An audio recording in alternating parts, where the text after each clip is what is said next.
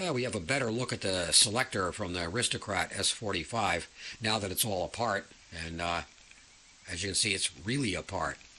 And one of the big reasons for taking these apart, if you notice on the shafts where these flags, the contact flags used to sit, you see the white corrosion on here. This is why you can't just add a drop of oil to these things and hope that maybe it'll soften up and work okay again. It ain't going to happen. You got to get that crap out of there. That's why you have to take these apart. And that's why I make another picture, another step-by-step of what I took off and in what order I took it in, the little labeled bags of all the different clips and stuff, where they came from, a number on them. Seems like a lot of work, but boy, it sure saves a lot of hassle later on. These holes here, another perfect example. These are the holes that these selector pins come through. This is actually the button you see on the front of the machine, and this pops out the back. Now, these are supposed to loosely slip through these holes. Not today.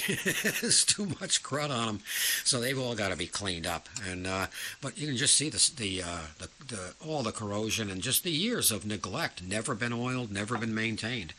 But anyway, and now you can see a much better picture of these switches. These don't come off because they're riveted on, and they don't need to come off. They'll clean up fine when I clean the main base.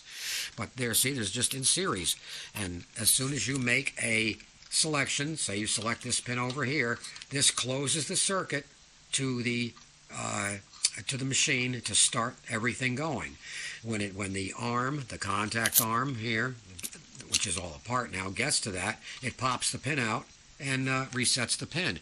Now you might wonder, well, if it resets the pin while it's in the cycle, isn't the machine going to stop? Well, in theory it would, but what you have is a series of what's called carryover switches on the mechanism, which are designed to keep the mechanism running even after the last selection has been released. And it will keep the mechanism running until the last cycle goes through. And if there's no credits established, then what it's going to do is shut off. That pin I showed you on the credit assembly under the mechanism, when that resets and there's no more credit, it shuts the mechanism off. So as I said, that's the purpose of the carryover switches, is to make sure the mechanism stays running when it's supposed to stay running. And they basically stay in parallel with these switches.